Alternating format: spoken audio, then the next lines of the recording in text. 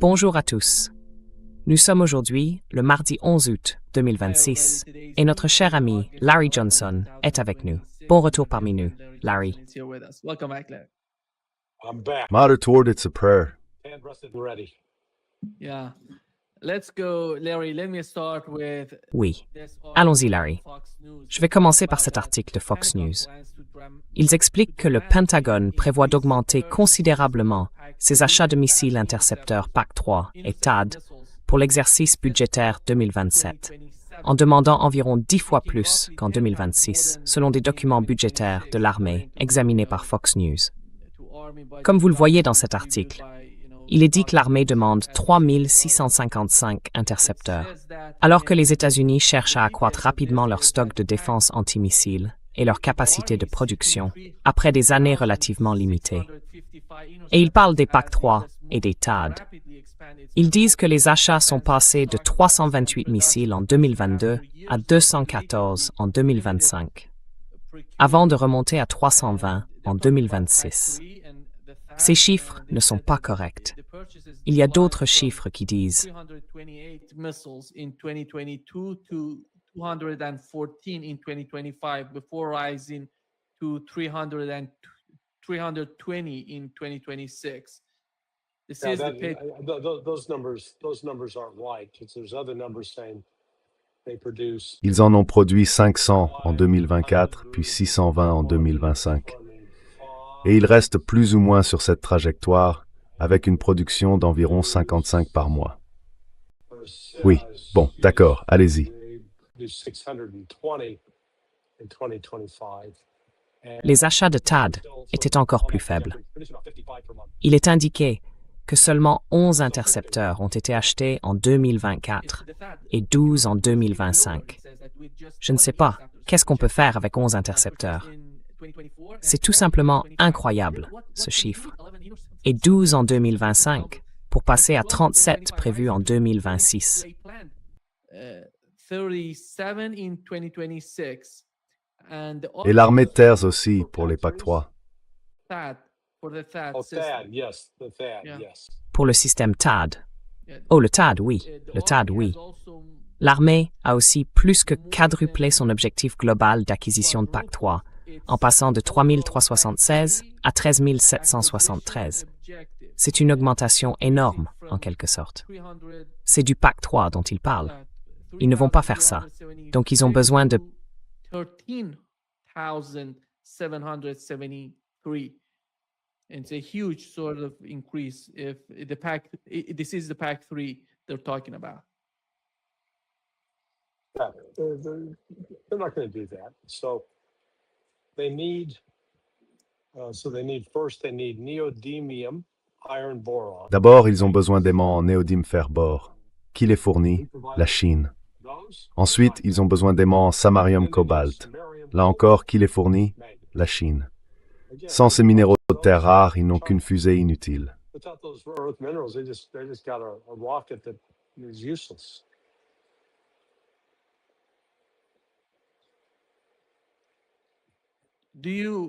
In September we're going to have En septembre, Xi Jinping viendra aux États-Unis. J'imagine que l'un des principaux objectifs de Donald Trump, lors des rencontres qu'il aura avec Xi Jinping, portera entièrement sur les minerais de terre rares.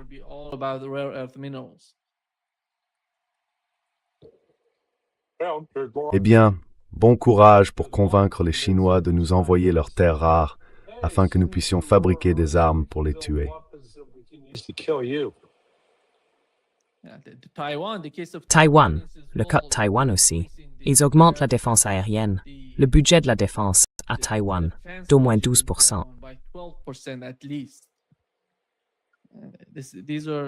On ne peut pas s'en sortir à coup d'argent avec ça. C'est ça le problème. C'est... The it is. China still, they don't necessarily have a monopoly.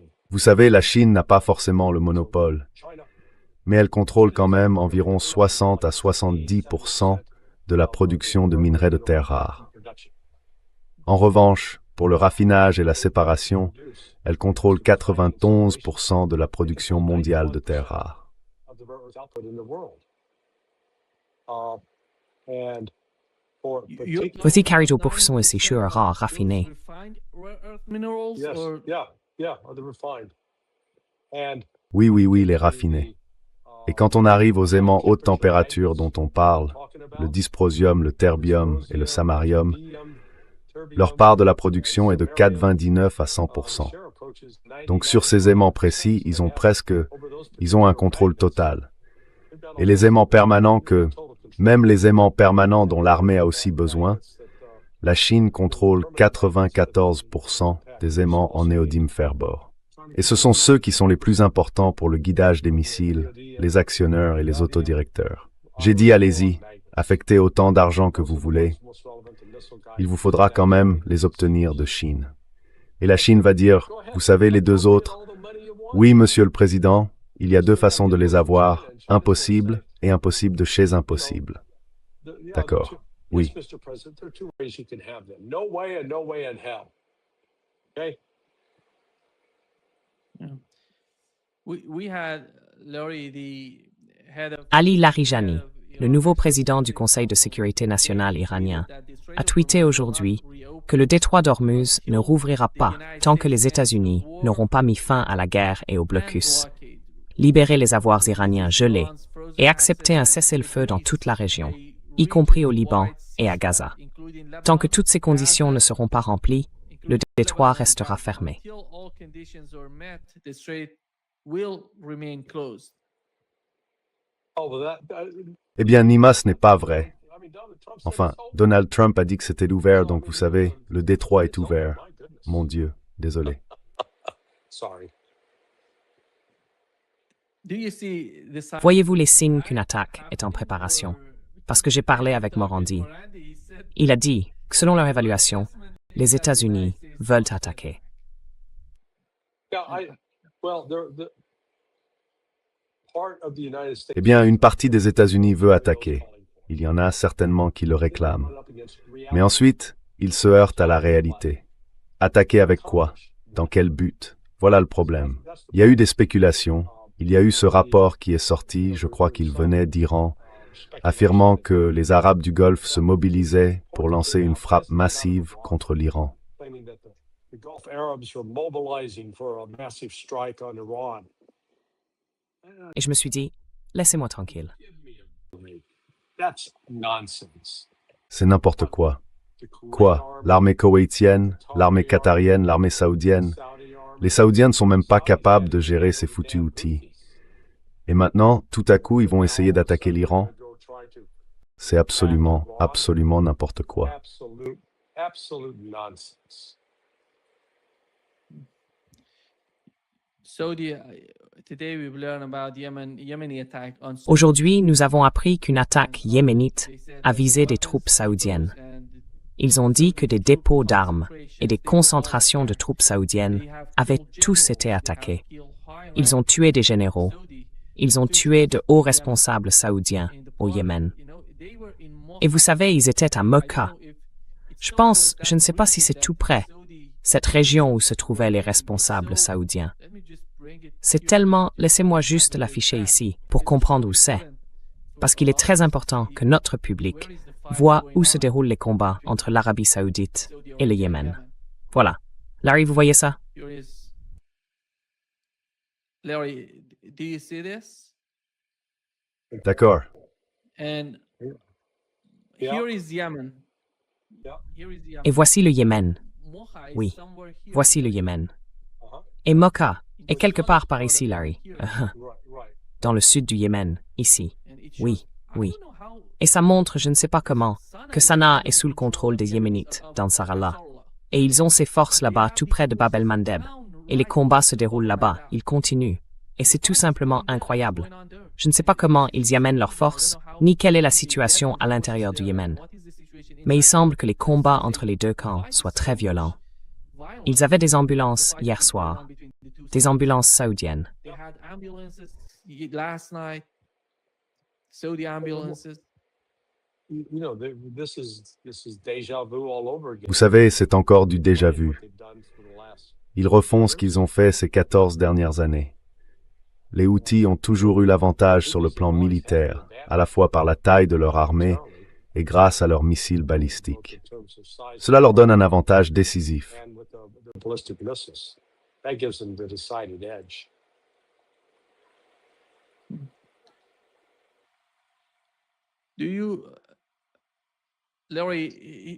Larry, nous avons appris aujourd'hui que l'ancien chef du Mossad, Yossi Cohen, a déclaré que des agents du Mossad s'étaient rendus à de nombreuses reprises dans l'installation nucléaire souterraine de Fordow, en Iran, afin de mieux comprendre le site. Il a décrit le bombardement américain de Fordow en 2025 comme la réalisation de tous mes rêves. Et il a affirmé que l'uranium iranien enrichi à 60% restait encore loin d'une bombe nucléaire. Iran's enriched uranium to 60% remains far from a nuclear bomb. They believe that the attack, I remember I talked with Professor Ted Postel when Il pense que l'attaque. Je me souviens avoir parlé avec le professeur Ted Postel quand l'attaque a eu lieu. Il expliquait le fonctionnement de ces sites parce qu'ils ont frappé la cible juste au-dessus de Fordow. Vous savez, une sorte de, comment ça s'appelle? Une sorte de tunnel, un puits vertical qui s'enfonce. Oui, et il disait que ce n'était pas... Le tunnel n'est pas tout droit. Il comporte quelques virages sur son trajet.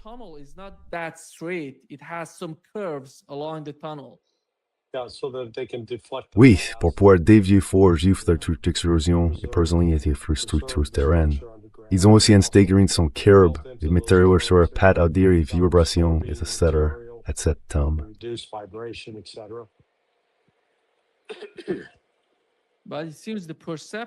Mais il semble que du point de vue d'Israël et des États-Unis, ils aient détruit ce site et que cet uranium enrichi soit sous les décombres. Et peut-être sous, vous savez, c'est pour ça qu'ils appellent ça la poussière. Donald Trump l'a appelé comme ça.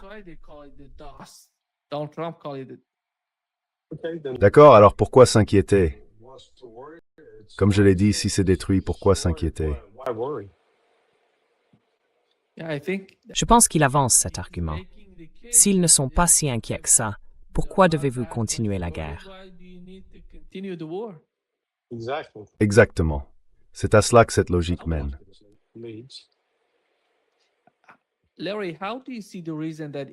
Larry, comment voyez-vous ce qui ferait qu'Israël cesserait, d'une manière ou d'une autre, de participer à la guerre? Nous savons qu'ils ont des forces à Gaza. Ils ont des forces au Liban, en Syrie, dans cette partie de la Syrie également. Combien de forces ont-ils? De combien ont-ils besoin pour les sauver?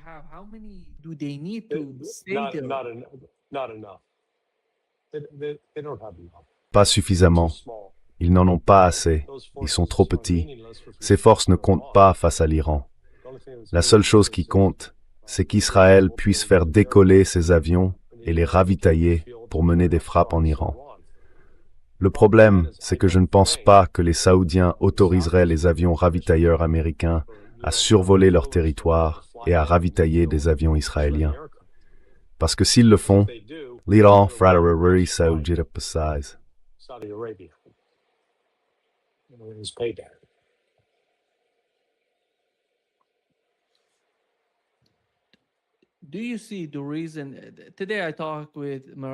Vous voyez pourquoi? Aujourd'hui, j'ai parlé avec Miranda.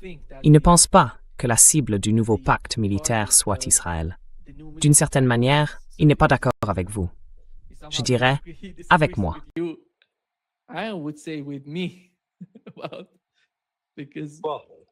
Parce que, eh bien, vous savez comment il faut appeler cette nouvelle? C'est l'organisation du traité du Moyen-Orient, d'accord? Et on sait comment l'appeler en abrégé, pas l'OTAN, l'OMET. C'est l'organisation OMET.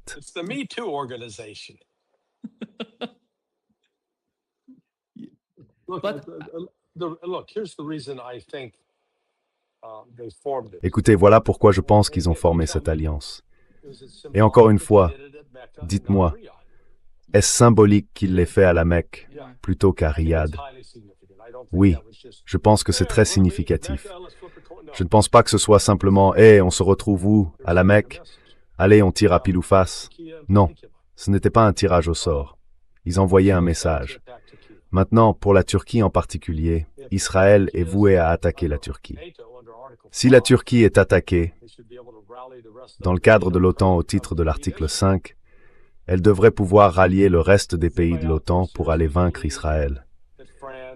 Est-ce que quelqu'un croit vraiment que la France, le Royaume-Uni et l'Allemagne vont accepter d'aller attaquer Israël? Certainement pas. Donc du point de vue de la Turquie, ils mettent en place une alliance au Moyen-Orient qui sera à leur côté.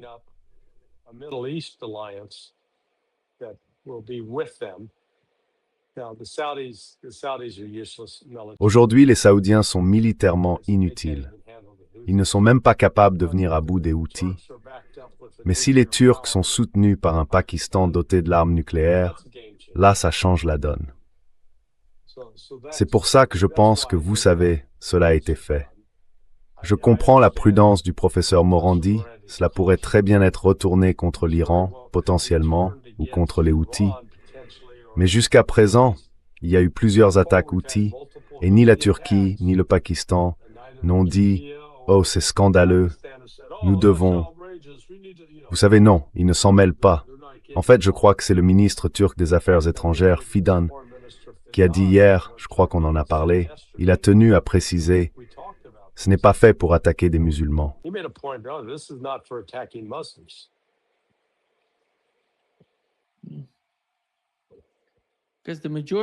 Parce que la majorité des habitants de ces pays ne seraient pas intéressés à attaquer l'un de ces pays musulmans. Dans le cas du Yémen, je dirais énorme.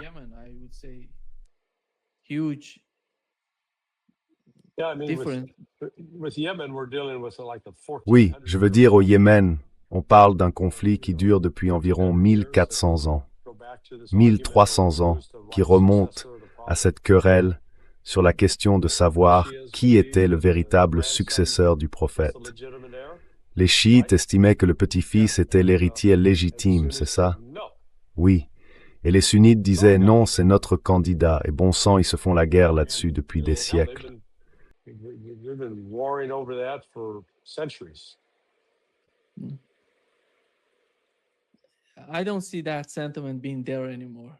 Je ne vois plus ce sentiment aujourd'hui.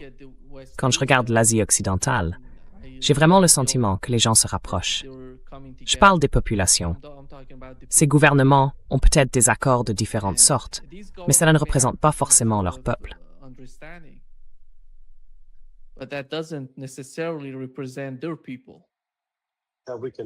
On peut actualiser la chanson des Beatles, vous savez, Come Together, Right Now, Over Me Too. Over me too.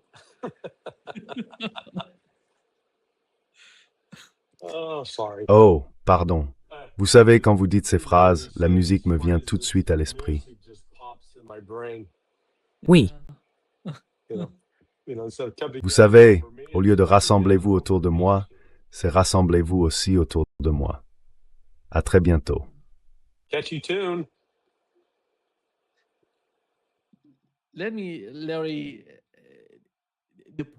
permettez-moi, Larry. Le point qui mène, vous savez, à la question principale pour Donald Trump aujourd'hui, c'est le suivant. Si, avec ce reportage de Fox News, on suppose qu'ils ont raison, ils vont l'obtenir d'ici 2027. En 2027, Donald Trump aurait encore 1 an, ou peut-être 1 an et demi, pour finaliser sa présidence, pour mettre un terme à son mandat à Washington. Que veut-il faire du temps qu'il lui reste à la présidence? Veut-il vraiment continuer? Veut-il vraiment rester dans ce combat? Et aujourd'hui, nous avons appris que le prix du pétrole est à $90, presque $90 le baril, 89,73. Et il y a une sorte de confusion, je suppose. Je ne sais pas si c'est aussi le cas dans l'esprit des pays du Conseil de coopération du Golfe, mais personne ne sait ce qui se passe.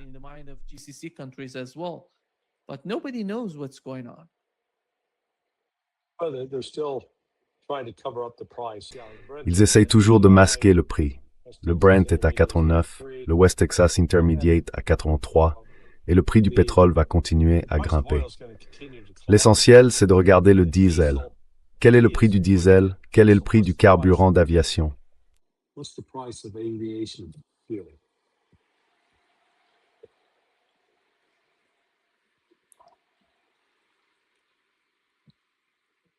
it's good for Donald Trump to keep it on basic. C'est bien pour Donald Trump de maintenir cette pression. En gros, il parle surtout du programme nucléaire iranien. Jusqu'ici, il n'a pas changé de position. Chaque fois qu'on l'interroge, il dit qu'ils n'auront pas l'arme nucléaire. Enfin, qu'ils n'auront pas de bombes nucléaires, qu'ils n'en produiront pas, qu'ils n'en achèteront pas. Et après tout, c'est réalisable pour lui s'il décide de faire quelque chose. Exact. Correct. Look, Écoutez, sur le papier, il n'a que des options militaires, mais en réalité, aucune option militaire vraiment viable.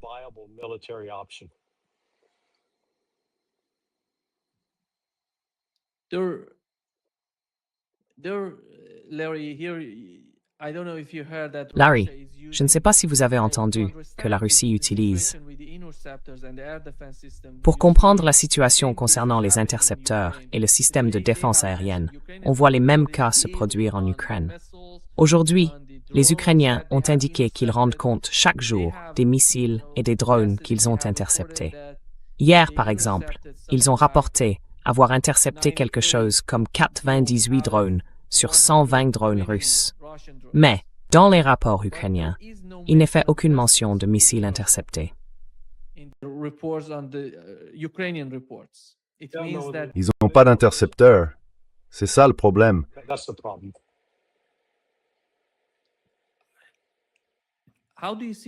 Comment voyez-vous la Russie utiliser le levier dont elle dispose aujourd'hui pour mettre fin à la guerre? They're beating the stuffing out of. Ils frappent très durement l'Ukraine. En fermant le port d'Odessa, la Russie a coupé une voie majeure pour ravitailler l'armée en armes et en autres fournitures importantes afin de soutenir la population. Et elle a empêché l'Ukraine d'exporter ses céréales pour être payée. Donc c'est important. So, that's. Permettez-moi d'ajouter quelque chose. Nous savons que Benjamin Netanyahu, lors de sa dernière visite aux États-Unis, a été interrogé sur les colons qui attaquent et mettent le feu à des choses en Cisjordanie. Il a dit que ces gens-là, il était tellement sous pression des médias pour commenter cela, étaient des voyous, et que nous essayons de tout faire pour ramener une certaine forme de calme en Cisjordanie. Voici ce que Ofer Kassif, membre de la Knesset, a dit, Larry, sur ce qui se passe.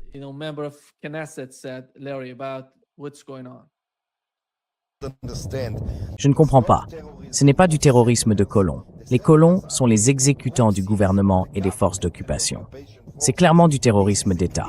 Ils le financent, ils le soutiennent et ils l'encouragent. Aujourd'hui, je suis allé à Mazafer, à Tuba, où des gens très pauvres, ont vu leur maison incendiée par des colons. Mercredi dernier, des gens ont failli y brûler vifs. Une femme enceinte a eu le bras cassé par un colon.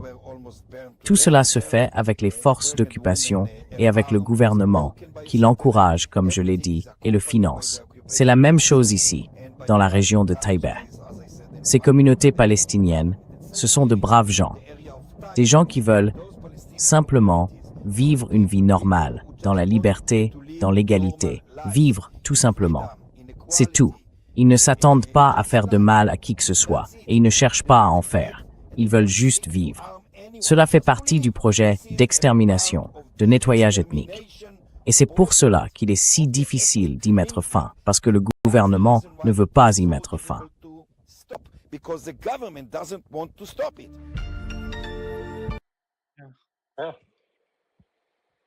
Exactly right. Until Exactement. Tant que les nations musulmanes ne se lèveront pas pour dire que cela doit cesser, cela continuera. Et donc, la Turquie cesse d'expédier du pétrole à Israël. Cela continuera. Vous savez, c'est une tâche sur ces nations musulmanes qui ne font rien. it's a stain on these Muslim nations that do nothing.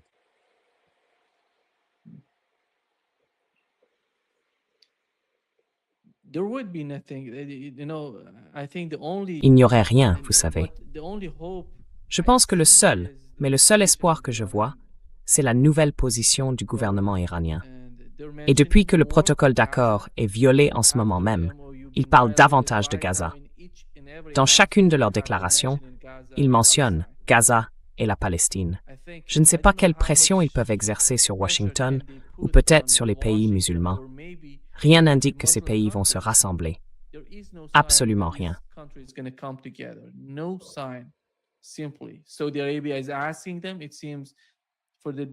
L'Arabie saoudite leur demande, semble-t-il, ce pacte militaire et de défense. L'Arabie saoudite demande au Pakistan et à la Turquie de se rapprocher. Mais on ne voit aucun signe d'une initiative globale de leur part concernant la Palestine. Et Donald Trump ne... En fait, il soutient tout ce qu'Israël veut, et il ne recule devant rien. Et aujourd'hui, le ministre israélien a dit, c'est la première fois que j'entends le ministre israélien des Affaires étrangères le dire, que cela fait 1 an que rien n'a été construit à Gaza. Alors, comment quelqu'un peut-il imaginer qu'ils vont changer la situation à Gaza de sitôt? Vous pouvez imaginer l'ampleur de la pression subie par les habitants de Gaza. You can imagine how much pressure is on people in Gaza. Right, right. No, like I said, Oui, oui, c'est incroyable. Vous savez, le courage, la persévérance des habitants de Gaza, ils mènent un combat perdu d'avance, et c'est aux autres pays de la région, aux pays arabes et musulmans, de se lever et de dire que cela doit cesser. Muslim countries stand up and say this must stop.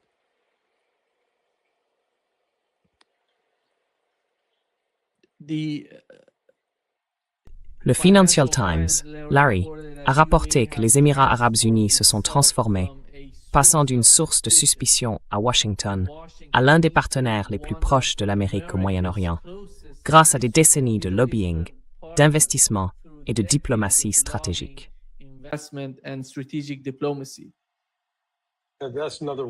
C'est une autre façon de dire que ce sont des prostituées bien payées.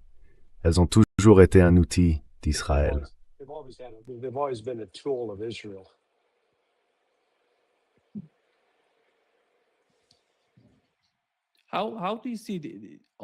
Comment voyez-vous les choses?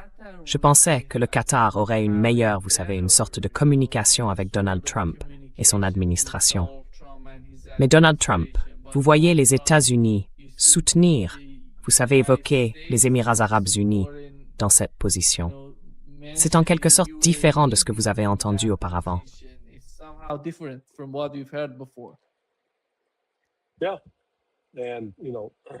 Oui. Et vous savez, le Qatar se prend un coup dans le ventre de la part de Trump. Ils se sont mis en avant. Ils ont accueilli la principale base des forces américaines dans la région. Et qu'est-ce que ça leur a apporté? Est-ce que ça leur a acheté de la loyauté? Est-ce que ça a fait en sorte que les États-Unis les soutiennent sans réserve? Oh, certainement pas. Pas du tout.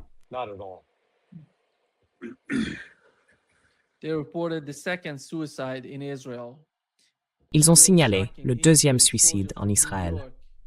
Will Shakin, c'est un soldat de New York, et c'est le 2e en 24 heures. Il s'est suicidé. Voilà les forces en présence. Pour une population de 7 à 8 millions de personnes, je suppose que la plupart de ces gens sont, je ne sais pas si les Arabes israéliens. Ils peuvent faire partie de l'armée en Israël, les Arabes israéliens.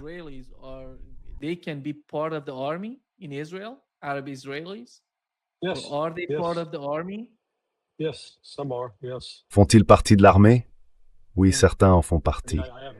Enfin, j'ai un ami, Ali, qui vit ici, dans mon quartier. Il est marié à une femme juive, en fait, mais sa famille vit toujours dans la vieille ville de Jérusalem. Il a servi dans l'armée israélienne et il est musulman.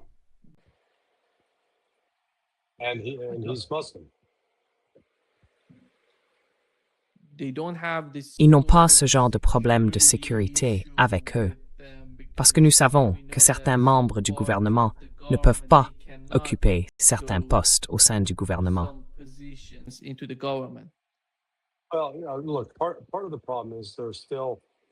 Eh bien, écoutez, une partie du problème, c'est qu'on retrouve encore, vous savez, une forme de la même naïveté que celle manifestée par les Juifs d'Europe de l'Est pendant l'Holocauste, qui se disaient « Oh, les Allemands sont civilisés, ils ne nous feraient jamais ça ».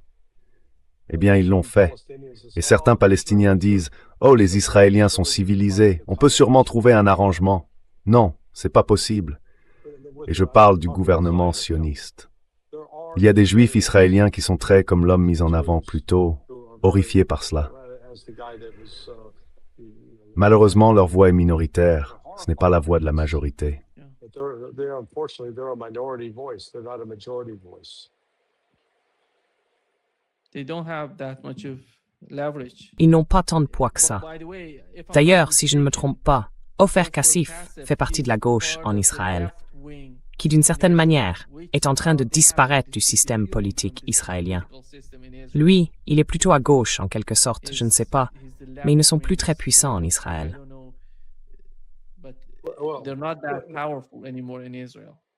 Well, it was left wing, but does that mean they Eh bien, reject c'était de gauche. the current Mais est-ce que cela veut dire qu'ils rejettent l'effort actuel des Israéliens pour éliminer le Hamas? Hamas? No. Non, je ne le pense pas.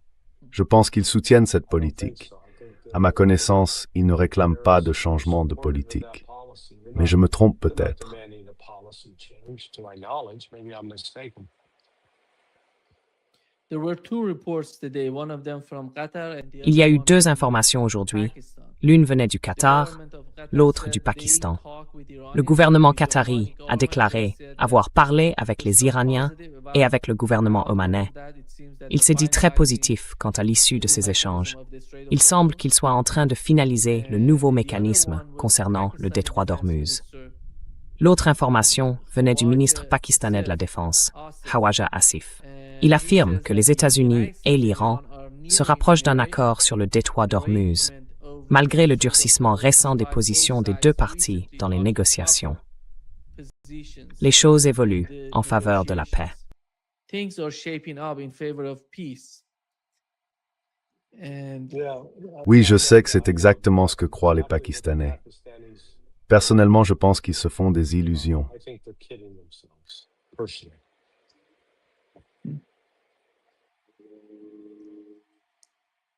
is that the communication they had between Iran and Est-ce que c'est la communication qu'ils ont eue entre l'Iran et le Pakistan, entre l'ICI et le Pakistan, ou quelque chose comme ça?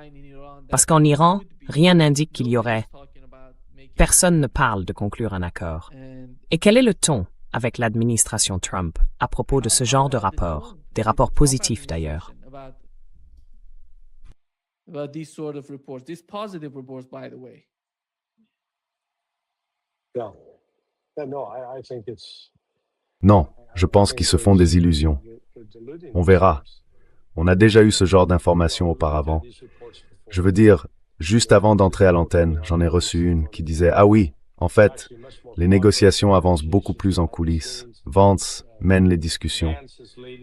Et il est possible que Vance pense qu'il progresse. Mais comme cela s'est si souvent produit par le passé, vous savez, Trump peut faire volte-face rapidement, lui couper l'herbe sous le pied et tout détruire.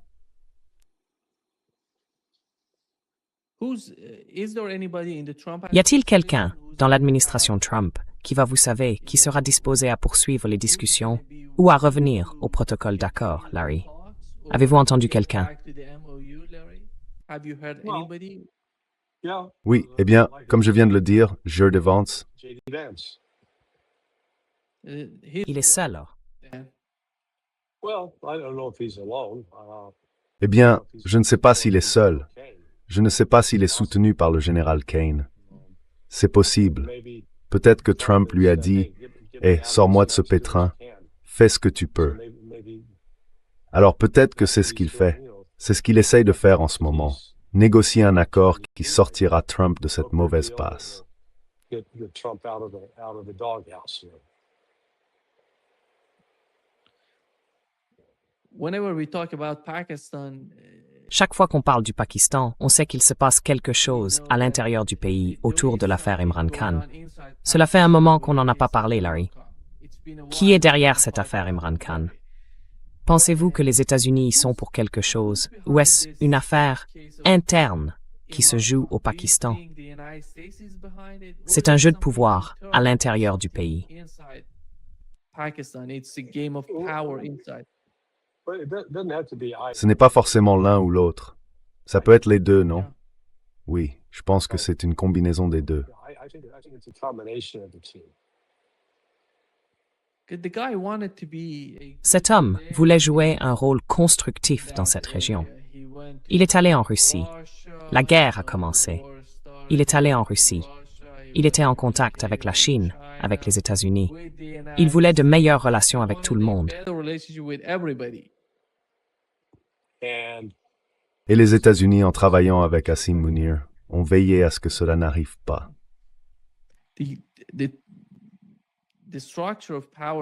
La structure du pouvoir au Pakistan est assez compliquée. Si Hassim Munir peut faire ça au premier ministre pakistanais, cela montre à quel point l'armée est puissante, à quel point elle est toute puissante au Pakistan. In Pakistan. yes, well, up to a point, yes. Oui, enfin, jusqu'à un certain point, oui. Vous avez raison. Ils ont une certaine influence. C'est clairement une force puissante avec laquelle il faut compter. Mais vous savez, Vous savez, Munir tient tout le monde en laisse. Ça ne fait aucun doute. You know, and Munir, he keeps a tight leash on everybody, that's for sure.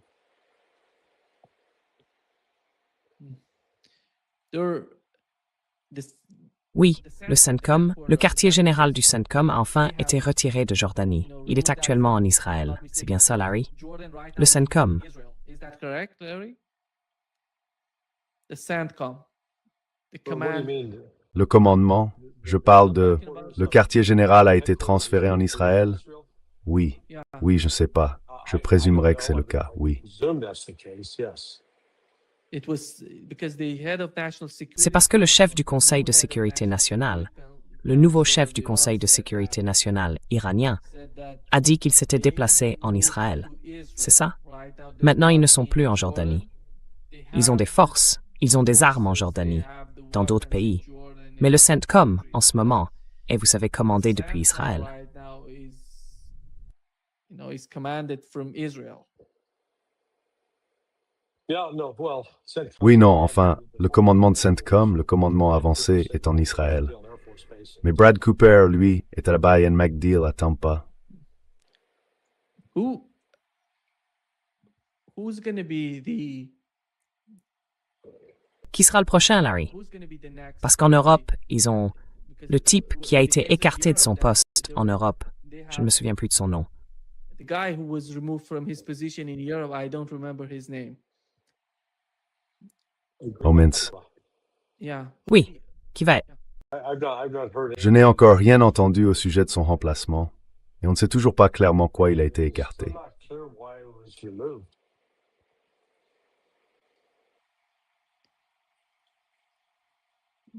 It seems that because Il semble qu'en raison de la manière dont il demandait d'envoyer des armes au CENTCOM, et dont le CENTCOM demandait davantage d'armes, il en a eu peur, d'une certaine façon.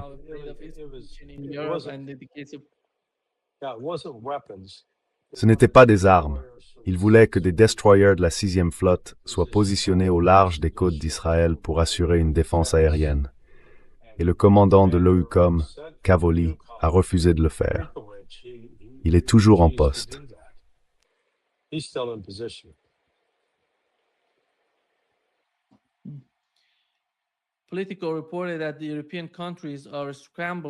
Politico a rapporté que les pays européens se démènent pour trouver des intercepteurs patriotes supplémentaires pour l'Ukraine, alors que Kiev cherche à renforcer ses défenses face à une campagne de missiles russes attendue cet hiver. La Russie, cet hiver, Larry.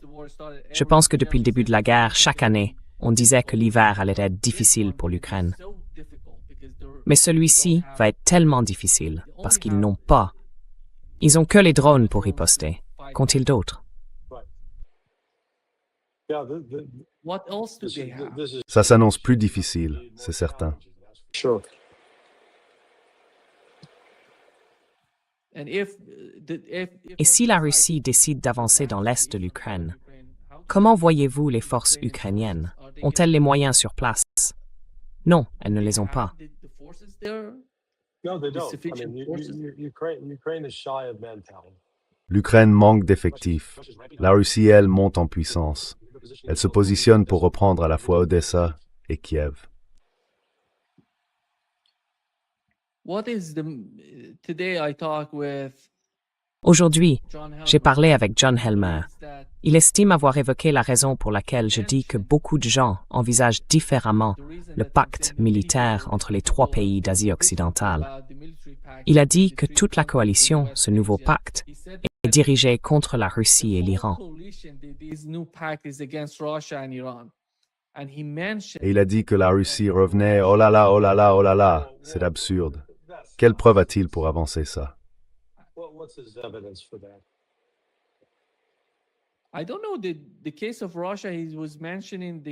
Je ne sais pas.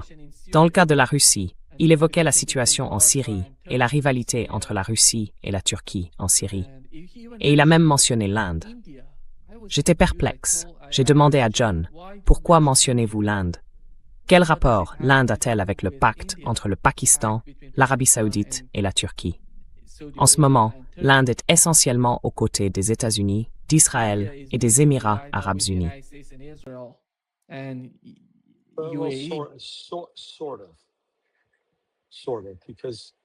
En quelque sorte. En quelque sorte. Parce qu'ils entretiennent aussi de très bonnes relations avec la Russie, car ils ont besoin du pétrole russe.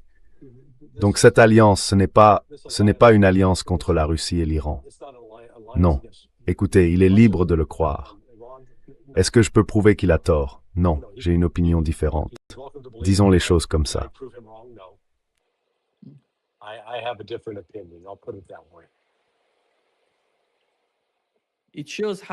Cela montre à quel point cette situation est différente pour tout le monde, parce que chacun prend du recul et se dit c'est contre moi.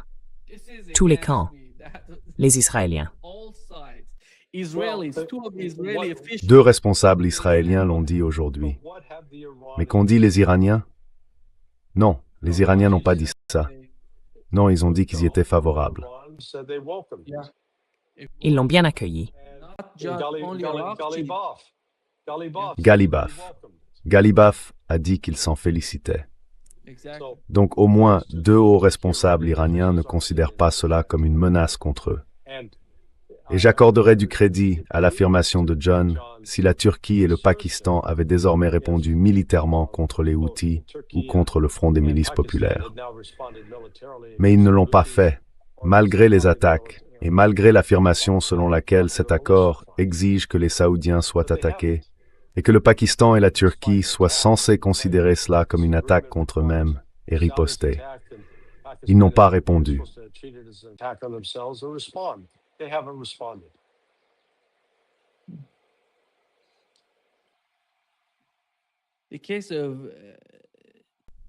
L'autre point que John a soulevé aujourd'hui concernait les systèmes de défense aérienne S-400 en Turquie.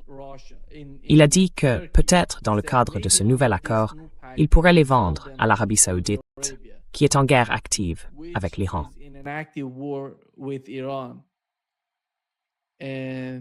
Et pourquoi la Turquie est de ces systèmes de défense aérienne? Parce qu'ils veulent acheter des F-35 aux États-Unis. C'est l'une des principales conditions. Oui, je pense que c'est n'importe quoi. Je pense que les Turcs ont fini par comprendre qu'acheter le F-35, c'est simplement acheter une pièce de Camelot. Une pièce de Camelot coûteuse.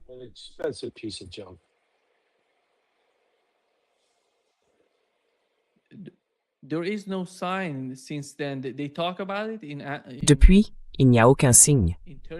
Ils en ont parlé en Turquie, lors de la dernière visite de Donald Trump. Depuis, on n'en a plus entendu parler. Les S-400 ou les F-35, enfin, Donald Trump, le calendrier, vous savez, l'échéancier pour l'envoi de ses avions de chasse vers. En fait, Trump a dit que l'accord était mort parce que la Turquie n'allait pas renoncer aux S-400. Non, il a dit qu'il n'allait pas les envoyer en Turquie.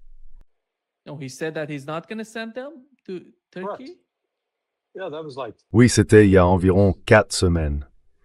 Eh bien, moins d'une semaine après cette visite et cette affirmation, ça a été pratiquement démenti.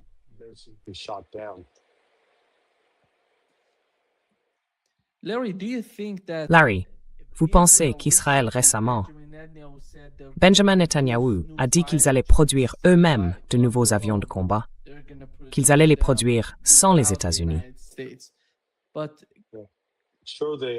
Bien sûr que si. Je suis certain qu'il va évoluer. Un avion si magnifique, il va avoir besoin de certains minerais de terre rares. Alors où vont-ils les trouver? Where are they going to get those?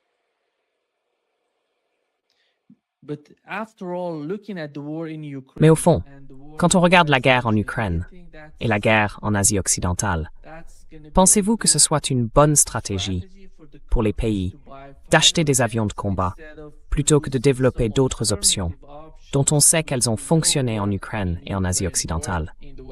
Peut-être que de nouveaux drones, de nouveaux missiles, de nouveaux systèmes de défense aérienne seraient plus, vous savez, adaptés au champ de bataille. Applicable to the battlefield. Yes. No, you're right. That's why it's so silly. Oui, You know, non, but- vous avez raison. C'est pour ça que c'est tellement absurde. Regardez, les chasseurs de 5e génération, bon sang, la 6e génération était censée entrer en service. Ce sont des anachronismes. Ils ne sont plus vraiment aussi pertinents qu'ils l'étaient autrefois, à cause des systèmes de défense aérienne avancés dont dispose la Russie et à cause des drones. Et, vous savez, c'est juste, vu le coût. Les F-35, par exemple, coûtent 100 millions de dollars pièce. Et maintenant, ils doivent les vendre sans ces radars, parce qu'ils n'arrivent pas à obtenir les aimants venant de Chine. They can't get the magnets out of China.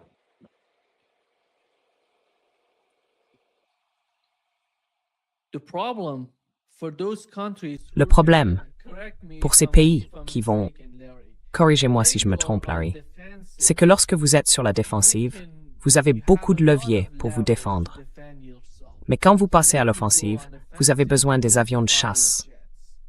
Parce que sans ces avions de chasse, comment pouvez-vous placer beaucoup de missiles sur ces porte-avions? C'est impossible de...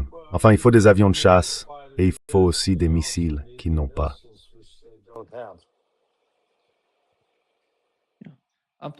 Je parle de missiles balistiques.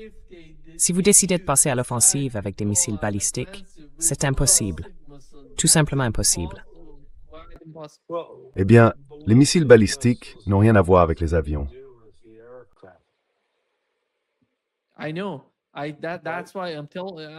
Je sais. C'est pour ça que je vous pose la question. Ces pays qui se défendent, la Russie combat l'Ukraine sur son territoire. Ils n'ont pas besoin d'aller aussi loin parce que l'Ukraine et la Russie sont si proches. Et je parle des États-Unis dans ce combat en cours avec l'Iran. Ils apprennent quelque chose, que s'ils s'en prennent à la Chine, à Taïwan, avec ces avions de chasse, ils n'auront aucun avantage.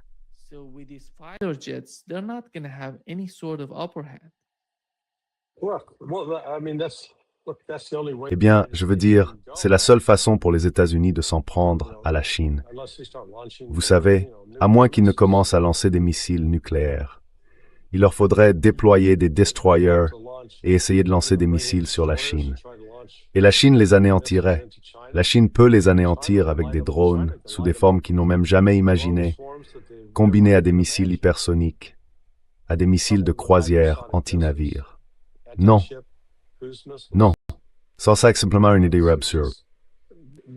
It's a silly concept.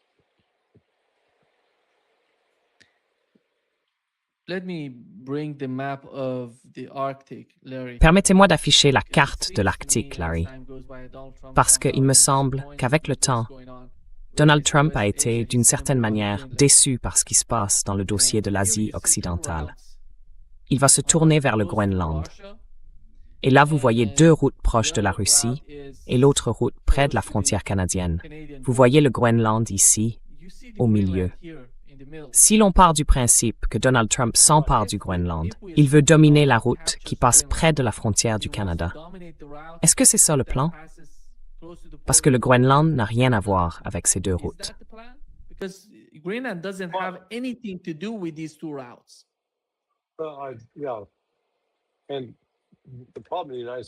Et le problème des États-Unis, c'est que pour emprunter cette route, il faut des brise-glaces. Les États-Unis n'ont pas de brise-glaces. Enfin, ils en ont quelques-uns, mais ils sont vieux, avec une technologie dépassée. La Russie, elle, a des brise-glaces à propulsion nucléaire, au moins 4, peut-être 5, et leurs brise-glaces restent à la pointe de la technologie, même les anciens qui ne sont pas à propulsion nucléaire. Donc, even the old ones that are not powered nuclearly. So, Ces brises-glaces que possède la Russie, est-ce que cela faisait partie des négociations, des discussions à Anchorage, en Alaska? I don't know. je ne sais pas. Les discussions auraient porté sur quoi? Est-ce qu'on peut utiliser vos brises-glaces? When we use your icebreaker, Ça aurait peut-être été le sujet central des discussions, mais les États-Unis ont du mal à en construire, même dans des délais raisonnables. Et je crois qu'ils doivent compter sur les Norvégiens pour construire leurs brises-glaces. rely upon, I think, Norwegians to build their icebreakers.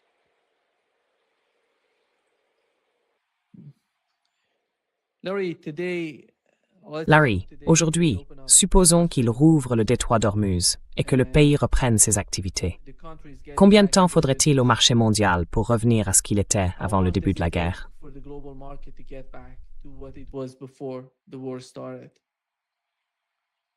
Minimum 6 months, maybe more likely Au minimum 6 mois, 2 years. mais ce sera peut-être plus probablement 2 ans, 3 ans, There's a lot of damage. parce que beaucoup de dégâts ont été causés dans le pays, à Ras-Laffan et aux champs de gaz naturel liquéfiés. Et vous savez, les pompes, les puits et la manière dont ils l'extraient. Puis lorsqu'ils l'extraient, ils extraient aussi de l'hélium. Les rapports que j'ai vus indiquent que réparer cette installation prendra 2 à 3 ans. Donc,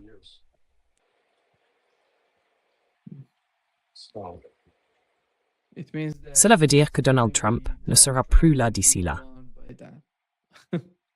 Yes. oui, il ne sera pas là pour le voir, ça c'est certain.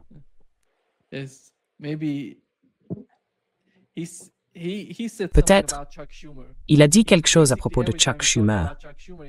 En gros, chaque fois qu'il parle de Chuck Schumer, il dit que c'est un Palestinien, qu'il se bat pour les Palestiniens, qu'il fait ceci, cela.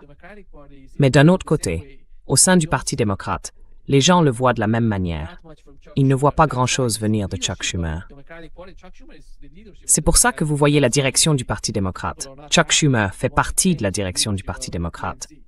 Et c'est pour ça que les gens ne sont pas contents de ça. Ils veulent changer la direction du DNC, n'est-ce pas? Ces gens-là, est-ce que vous pensez que ça va arriver bientôt? Qu'ils vont être écartés de leur poste? Je parle de Chuck Schumer et de... Comment s'appelle-t-il déjà? Le type qui est, j'ai oublié son nom, qui fait partie de la direction du Parti démocrate. Vous voulez dire Hakeem Jeffries. Hakeem Jeffries, oui, exactement. Hakeem Jeffries, yeah, exactly. The leader of he's the minority leader. C'est le chef de la minorité à la Chambre des représentants, oui. Non, ils ont de vraies difficultés là. Les démocrates sont divisés, les républicains sont divisés. Il n'y a d'unité dans aucun des deux camps. Donc à partir du 1er novembre, ça va être un sacré bazar.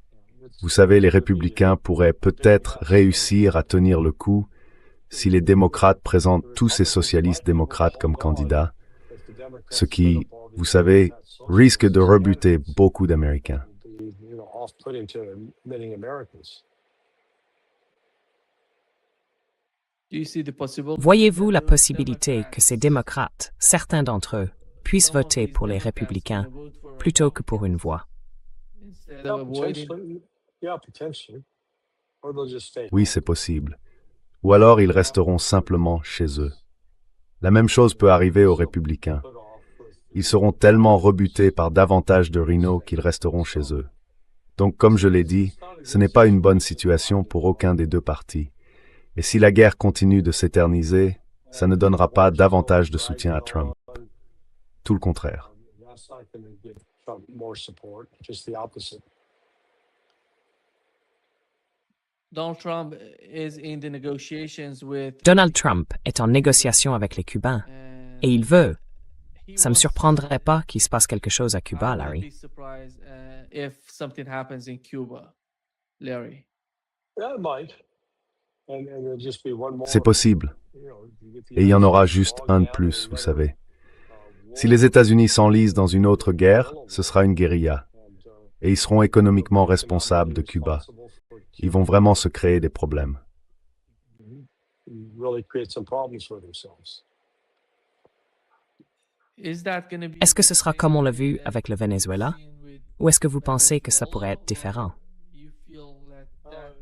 It'll be different. Non, ce sera différent. Je veux dire, au Venezuela, la CIA avait acheté un certain nombre de personnes. La CIA n'aura pas ce succès à Cuba. Success in Cuba. Venezuela recognized, Le Venezuela a reconnu la sécurité israélienne, l'occupation israélienne. D'abord, ils disent, vous savez, qu'il n'y avait pas de relation entre Israël et le Venezuela.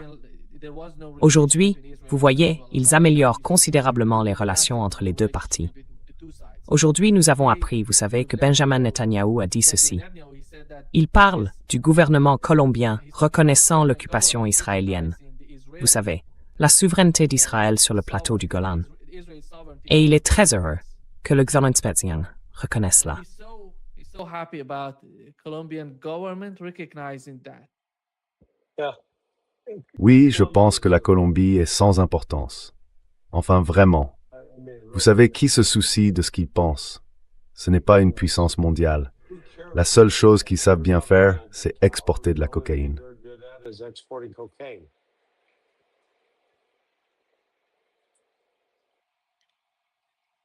Yeah. Oui, laissez-moi juste. Larry, merci beaucoup d'être avec nous aujourd'hui. So much for being with us today. Très bien. And see you À demain. tomorrow, the 5 same time. o'clock. 5 heures. 5 5 heures. D'accord, exactement. Je vous inscris à l'agenda à ce moment-là. À bientôt. See you then. D'accord. Au revoir. Au revoir. Bye. Bye bye. Au revoir.